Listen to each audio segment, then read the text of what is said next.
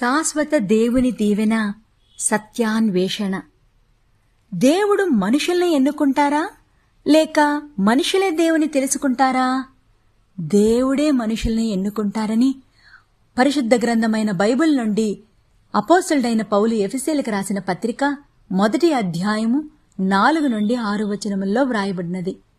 ఎట్లనగా, తన ప్రియుని యందు తాను ఉచితముగా మనకనుగ్రహించిన తన కృపామహిమకు కీర్తి కలుగునట్లు తన చిత్త ప్రకారమైన దయాసంకల్పము చొప్పున యేసుక్రీస్తు ద్వారా తనకు కుమారులుగా స్వీకరించుటకై మనలను ముందుగా తన కోసము నిర్ణయించుకొని మనము తన ఎదుట పరిశుద్ధులమును నిర్దోషులమునై ఉండవల్లని జగత్ పునాది వేయబడకు మునిపే ప్రేమ చేత ఆయన క్రీస్తులో మనలను ఏర్పరచుకొనెను. కుటుంబ ప్రార్థన, సమయ పాలన, వాటి యొక్క ప్రాముఖ్యత ఏమిటి? కలిసి భోజనం చేయడం, కలిసి మాట్లాడుకోవడం, కుటుంబముతో సమయం గడపడం ఈ సమాజంలో ప్రాముఖ్యమైనవేనా? అవును అని బైబిల్ చెప్తుంది. కీర్తన 127వ అధ్యాయము 128వ అధ్యాయము కుటుంబ విలువల్ని మనకి ప్రకటిస్తుంది. చిన్న పిల్లల నుండే దేవుని యొక్క క్రమశిక్షణలో పెంచాలని సామెతల గ్రంథము 22వ అధ్యాయము 6వ వచనము సెలవిస్తున్నది. కుటుంబముతో కలిసి దేవుని ప్రార్థించి సేవించమని యెహోషువ 24వ అధ్యాయం 15వ వచనము మనకు తెలియపరుస్తుంది.